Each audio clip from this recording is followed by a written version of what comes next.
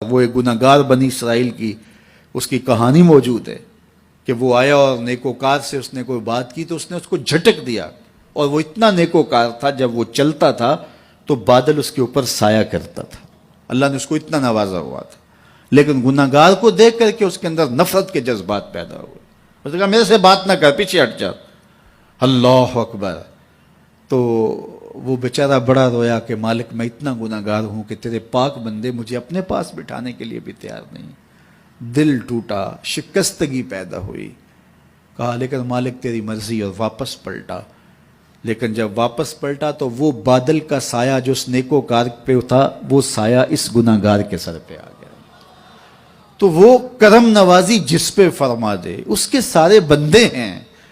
تو اللہ کو جو ہے وہ تکبر کی نیکی نہیں، وہ گناہ جس کے بعد عجز پیدا ہو، اللہ کو وہ پسند ہے۔ وہ گناہ جس کے بعد توبہ کے جذبات ابھرے، بندے کو شرمندگی کا احساس ہو۔ تو مت ایسے بنے کہ 4 نمازیں پڑھ لیں تو سب بے نمازیوں کو حقیر جاننے لگ جائیں، تھوڑا سا کام کر لیں، صدقہ و خیرات کر لیں تو باقی مالداروں کو حقیر جانے لگے۔ آپ کو دین کے کام کی توفیق مل گئی ہے تو آپ دین کے ٹھیکیدار بن کے بیٹھ جائیں کہ میں اتنا بڑا جلسہ کروایا، اب میرے علاوہ تو کوئی یہاں مسلمان نہیں رہتا، میں ہی سب سے بڑا عاشق رسول ہوں اور میں ہی سب سے بڑا مسلمان ہوں۔ نہ، ایسا نہ کیجئے۔ اللہ نے آپ کو توفیق دی، آپ نے لوگوں کو دعوت دی، پتہ نہیں کس آنے والے پہ کتنا کرم ہوا ہے۔ یہ تو ان کی رحمتیں ہیں، وہ جس پہ چاہے جیسے چاہیں برس جائیں۔ ہم کو ٹھیکیدار تھوڑے ہیں، ہم تو نوکری کرنے والے ہیں، ہم تو جوتے اٹھانے والے ہیں۔ ہو سکتا ہے کس کے صدقے میرے والد گرامی مجھے یاد آتے ہیں، وہ مجھے فرمایا کرتے تھے جب گفتگو کے لیے نکلنے لگے اور لوگوں کا ہجوم ہونے لگا، تو وہ مربی تھے بڑے، اور بڑی حکمت کے ساتھ جو ہے وہ کوئی نہ کوئی بات سمجھاتے رہتے تھے۔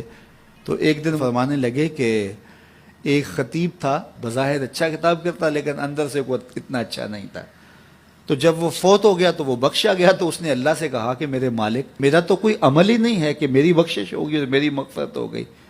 تو فرمایا کہ ہاں ہم تجھے جانتے ہیں، لیکن ایک دن تو کہیں واز کر رہا تھا، میرا ایک بندہ بیٹھا تھا، اس کو پسند آ گیا، میں نے اس کے صدقے تیری مغفرت فرما دی۔ اٹھ فریدا ستیا تے میلا ویکھن جا، اٹھ فریدا ستیا تے میلا ویکھن جا، وت کوئی بخشیا مل جاوے تے تو ہی بخشیا جا۔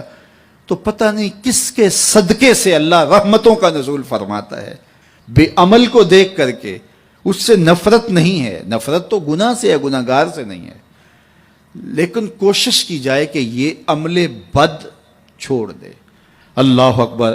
ایک جنازہ گزرا اور وہ جنازہ کسی غیر مسلم کا تھا، تو چشمان رحمت میں آنسو آ گئے۔ تو صحابہ نے پوچھا کہ حضور یہ یہودی ہے یا عیسائی ہے؟ کوئی اس کا جو مذہب تھا وہ بتایا۔ تو فرمایا کہ مجھے اس بات پہ افسوس آیا کہ یہ اسلام نہیں لا سکا اور کفر کی حالت میں مر گیا، تو اگر یہ اسلام لاتا اور جو ہے وہ جنت کی راہوں کا مسافر ہوتا تو کتنا اچھا۔ یہ اس کے ساتھ بھی ہمدردی ہے۔ تو اللہ کی مخلوق، یہ جنت کے اکیلے ٹھیکیدار بننے کی کوشش نہ کریں کہ میرے علاوہ کوئی جائے ہی نہ، جنت کے دروازے پہ میں بیٹھ جاؤں گا کسی کو، یہ زیادتی ہے۔ میرے تو اعلیٰ حضرت نے یہ کہا تھا، ایک میرا ہی رحمت پہ دعویٰ نہیں، شاہ کی ساری امت پہ لاکھوں سلام۔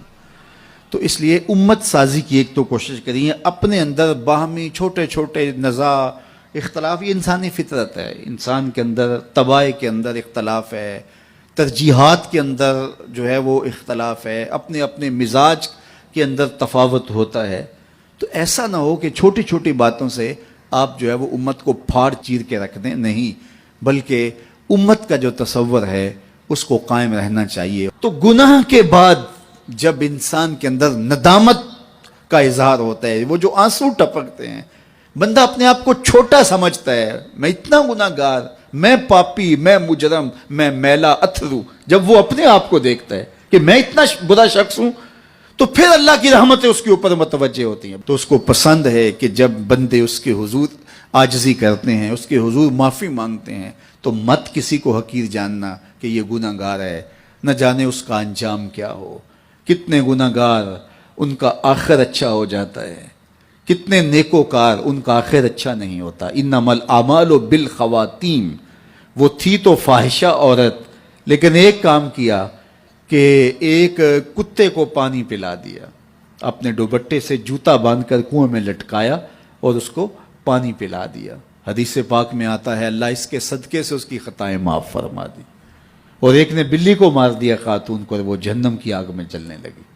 اس لیے کون کس کا انجام کیا ہوتا ہے؟ ہمارے بزرگ فرماتے ہیں کہ بچے سے پیار کرو کہ اس کے گناہ کم ہیں، اور بڑے سے پیار کرو اس کی نیکیاں زیادہ ہیں، اس کی نیکیاں زیادہ ہیں۔